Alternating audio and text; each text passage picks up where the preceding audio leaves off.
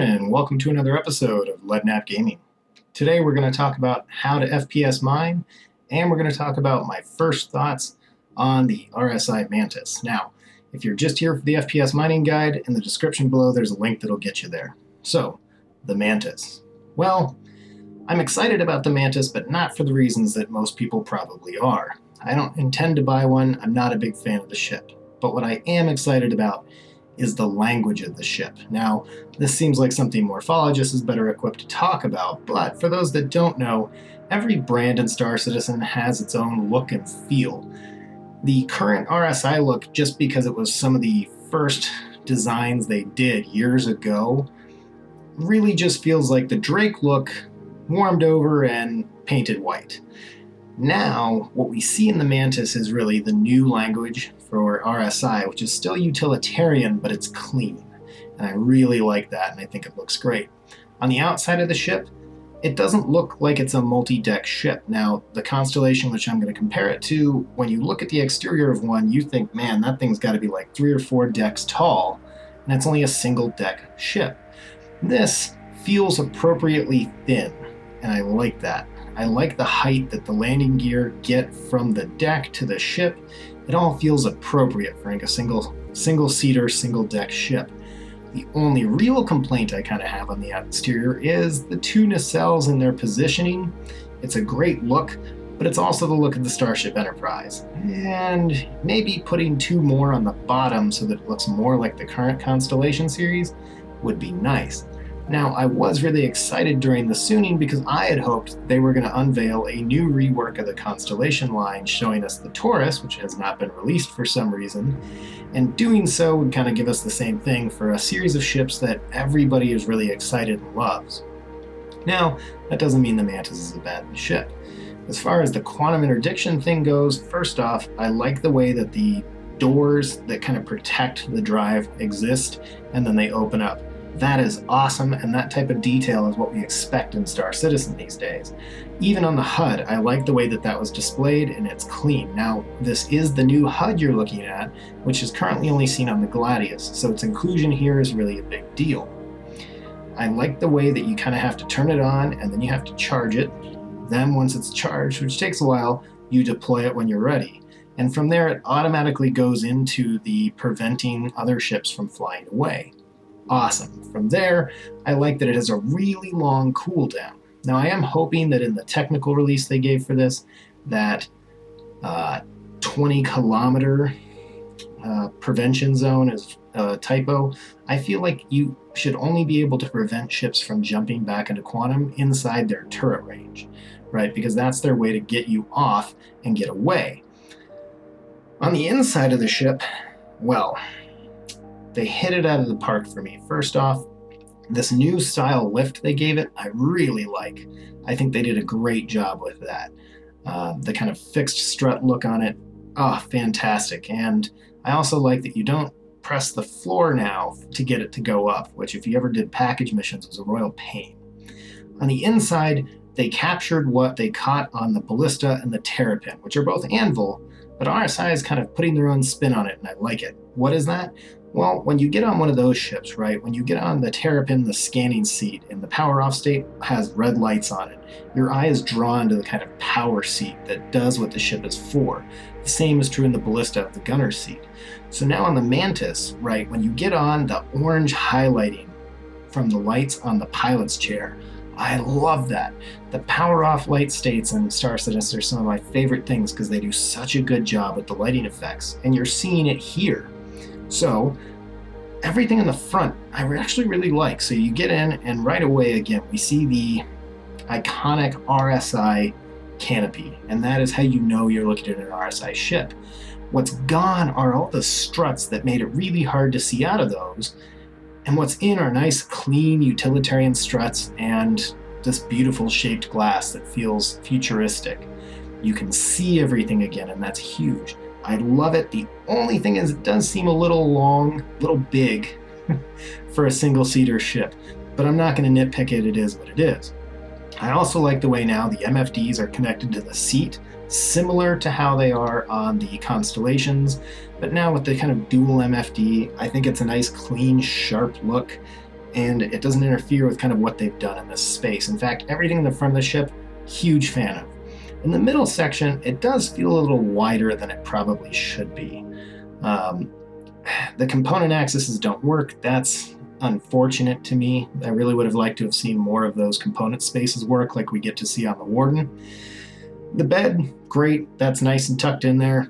I like the bathroom door a lot, but once you open it, it's kind of ruined. First off, there's no way you could close the door and sit on that toilet. The indent there would break your knees. So, and there's no textures or anything. There's nothing in there that's exciting. There's a toilet that has a bidet.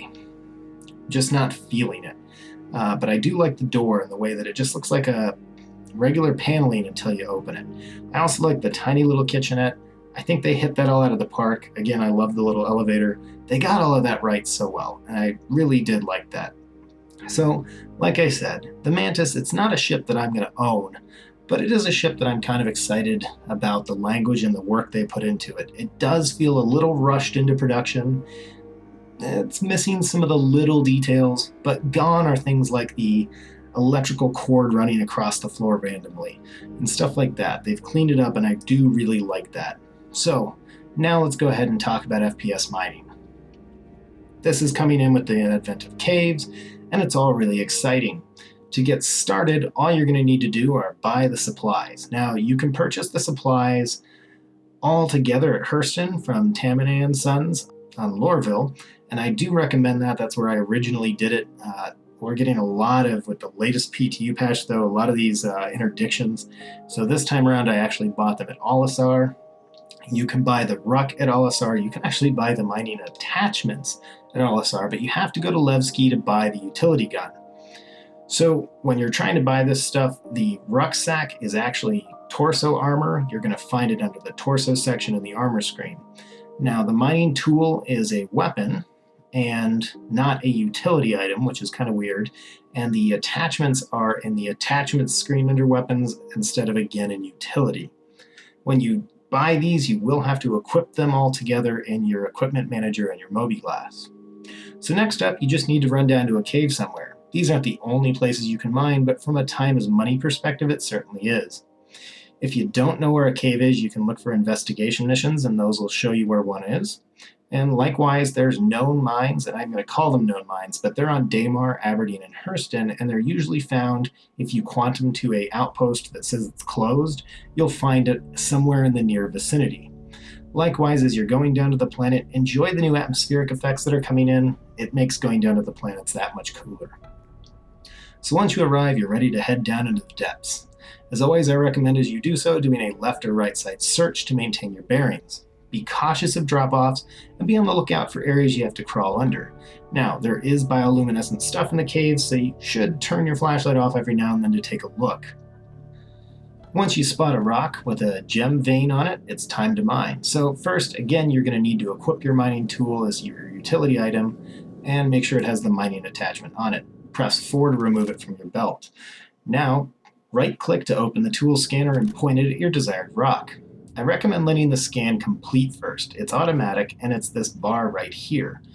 Once it's done, we can see what the rock consists of, and we can see the power settings for the rock. Different rocks sell for different values, but remember, dynamic commodities tech is also entering the verse, so what is the best seller is actually going to change depending on how many people are selling it and where they're selling it. Once the scan's complete, left-click to turn on the laser. It's going to stay on, so you don't need to hold down the button. At first, it's going to be at 0% power, but by scrolling the mouse wheel, you'll change the power setting. As you ramp up, keep an eye on the rock status meter here. This green space is the sweet spot, and the energy level must stay in this zone to fracture the rock. As you keep the laser power in the sweet spot, a second vertical line is going to move right to left. This represents the progress towards the fracture.